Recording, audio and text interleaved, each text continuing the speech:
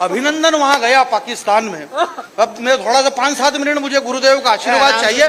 जब अभिनंदन वहां गया और वो जब शेर की तरह वहां पर गया, उसके पास हथियार तो थे नहीं। अभिनंदन से जब आया वापिस तो दिल्ली में उससे पूछा गया कि पाकिस्तान की उस चौकसी के अंदर आप बगैर हथियार के थे, आपके पास में कुछ भी नहीं था, आपको डर नहीं लगा? अभिनंदन ने जो बात कही मेरे दोस्त, मैं आपसे कुछ ही नहीं चाहता हूं, अभिनंदन ने जो बात कही, क्या अद्भुत बात कही मेरे भाई। ये फिल्मों में पर्दों पे नाचने वाली मेरी माता बहनें यहाँ पर बैठी हुई है। इस दुनिया के अंदर मेरी बहनें, बात ध्यान रखना, इस दुनिया में नग्नता वो अच्छी नहीं होती है। नग्नता वो अच्छी लगती है जब माँ की गोद में एक नन्हा बालक खेलता है, उस नन्हे बालक की नग्नता अच्छी लगती है। या फिर नग्नता वो अच्छी लगे जिसका तन कुंदन मन कुंदन, तप तप कर तन बना होगा कुंदन, भला दुनिया में उससे ज्यादा सुंदर मूर्त क्या होगी। और जिसने वासना और विकारों का त्याग कर दिया, उस महावीर को वस्त्रों की जरूरत क्या होगी। या फिर वो नग्नता अच्छी लगे। आपकी तालियां कमजोर है मेरे दोस्त।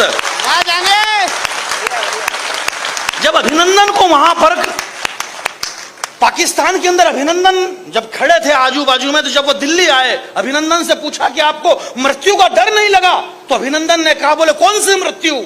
महावीर जो मृत्यु पे दुनिया का पहला सर्जिकल स्ट्राइक किसने किया? हमारे भाइयों ने बताया, बोले जैन ये होता है, जैन ये होता है, भगवान महावीर स्वामी। मेरा ये मानना है कि जहां पर धर्म, भगवान महावीर स्वामी का कोई धर्म नहीं है। बात को पकड़ना और हाथ खुले आपके हवा में, छोटी सी बात। जैन का कोई धर्म नहीं, महावीर का कोई धर्म नहीं है। जहां पर धर्म है बस वहां महावीर है। वाह वाह वाह वाह वाह वाह वाह वाह वाह यार भाई, बड़ी बात है, बड़ी बात है जानी भाई। एक बार जोरदार तालियां बजाइए। भगवान क्या बात है, क्या बात है कर रहे हैं। नमो धर्म, नमो अरिहंताणम, नमो सिद्धाणाम, ये हमारा मंत्र है, ये आपका मंत्र है क्या? हिंदुस्तान के अंदर जैन समाज, यार आपको पता नहीं है, 135 करोड़ लोग भारत के अंदर रहते हैं। 135 करोड़ में 4.5% लोग जैन है पूरे भारत में। 135 करोड़ में 4.5% जैन रहते हैं और 45% इनकम टैक्स अकेला जैन समाज पे करता है भारत को। 45%।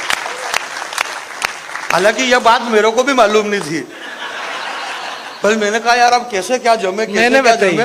बोले ऐसे ही जमे। क्योंकि मैं तो बैरागी आदमी हूँ, सारे मंत्र जानता हूँ, मरे घरे के भी जानता हूँ, शादी ब्याह के भी जानता हूँ। ये अलग बात है कौन से वाला कहाँ पढ़ना ये मेरे को याद नहीं रहता है, परंतु आदमी का कॉन्फिडेंस होना बहुत जरूरी है। आपका कॉन्फिडेंस है तो सब कुछ है। ये हमारी माता बहन है, इनसे बड़ा कॉन्फिडेंस दुनिया में किसी के पास हो ही नहीं सकता। सबसे बड़ा कॉन्फिडेंस इनका, को बगैर मुद्दे के कोई बात ही नहीं हुई, कोई घटना ही नहीं हुई, और ये दिन भर बात कर ले, दिन भर बात कर ले, कोई मतलब नहीं, खाली इस बात पे कि ये साड़ी कितने की? बोले 840 रुपए की।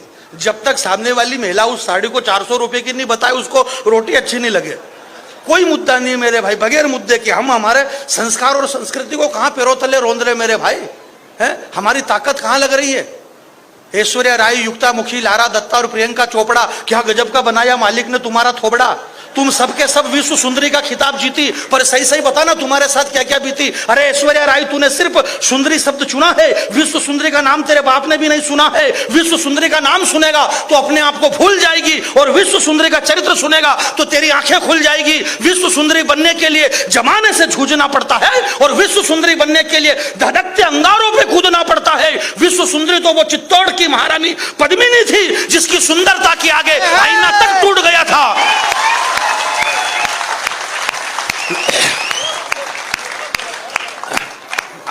भजिया के पहले तेल मत चाटो यार, पूरी बात तो सुनो आप, पूरी बात सुनी नहीं रहो। अब ये आदत मुन्ना बैटरी जी ने आपकी डाल दी। और ऐश्वर्या राय मेरी जो माता बहन है यहाँ पर बैठी हुई है, हमारी जड़ें बहुत गहरी है। सनातन धर्म को कोई भी नहीं हिला सकता है। ये हिंदुस्तान है, हमने जो भी डिसीजन लिया पूरी ईमानदारी से डिसीजन लिए हैं सर, हमारा कोई डिसीजन फेल नहीं गया। इस हिंदुस्तान की 130 करोड़ जनता ने जो भी डिसीजन लिया, कोरोना काल बीता, आप गुजरात की उस धरती पे सरदार वल्लभ भाई पटेल की सरजमी पे महाराणा प्रताप के वंशज यहाँ पर बैठे हुए हैं, हम भामाशाह के वंशज हैं मेरे भाई। कोरोना लेकर के इतनी सारी बातें हुई। मैं एक छोटी सी बात कहना चाहता हूँ शशि भैया, स्वागत भैया। एक बहुत पुरानी बात है, बहुत पहले की बात है गुरुदेव, शायद आप भी उस समय नहीं थे, बता दें मतलब मालूम पड़ेगा, अगला आदमी नाराज हो जाए। मतलब मैं 5-6 हजार साल पहले की बात कर रहा हूँ। तो 5000 साल पहले भगवान कृष्ण जी जो थे, कृष्ण जी को तो आप सब जानते ही हैं, कृष्ण जी ने विश्वकर्मा से कहा, विश्वकर्मा उस जमाने के सबसे बड़े बिल्डर थे, बहुत बड़े बिल्डर थे, बिल्डर आर्किटेक्ट, वो जो भी, मेरे को क्या लेना देना, अपने को तो यही जबान पे चढ़ा हुआ है कि अपने को ऐसा बोलना तो ऐसा बोल देंगे, फिर भले कोई कुछ भी करे। तो कृष्ण जी ने कहा आवाज नहीं आ रही है यार, ऐसा क्यों हो रहा है, ये पता नहीं क्यों नहीं हो रहा यार। ये लो, बहुत बढ़िया, आप अगर ये नहीं करोगे ना रिकॉर्डिंग तो आवाज चली जाएगी पीछे तक, बिल्कुल आवाज आ रही है, कोई दिक्कत नहीं, ऐसा कुछ भी नहीं हो रहा है। जो हमारे साउंड का जो दिशा निर्देशन कर रहे हैं हमारे दोनों भाई, मैं उनसे निवेदन करूंगा कि इसको ऐसा कर दीजिए कि हमको भी मजा आ जाए और सुनने वालों को भी मजा आ जाए और पीछे तक लोग मेरी आवाज को सुनते रहे। आवाज कितनी दूर गई ये मायना नहीं रखती है मेरे भाई। कवि सम्मेलन अब आ रही है आवाज, आ रही है ना, आवाज आ रही है, जरा एक बार ताली बजा दो आप।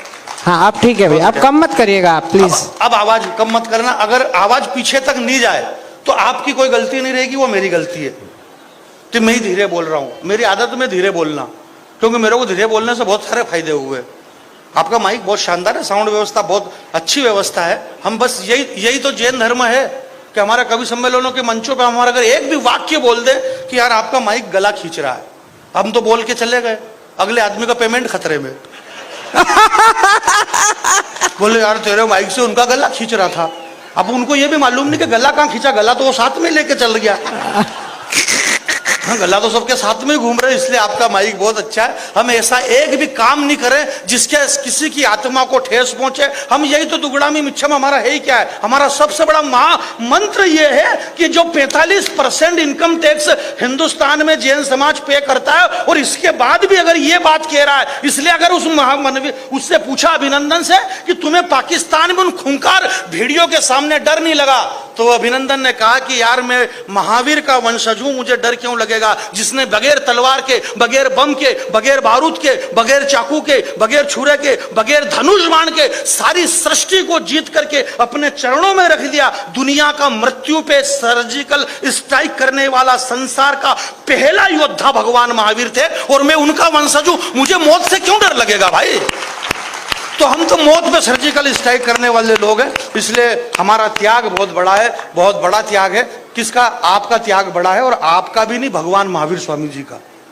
कई बार क्या होता है कि कवि सम्मेलन में ऐसे ताली बजवा ली जाती है, बोले अब आइए हम आपके बीच में ऐसे कवि को बुला रहे हैं जो भगवान श्री राम जी की धरती मथुरा से आपके बीच में आया और वहां से आया, और ताली बजाइए। लोगों ने ताली बजा दी, मेरे को यही समझ में नहीं आ रहा कि तेरा उनसे क्या लेना देना भाई। तेरे पिताजी वहां रहते थे तो तू भी वहां पैदा हो गया, इसमें ताली का क्या रोल है? तो कोई नई बात तो है नहीं है। आइए ये लो,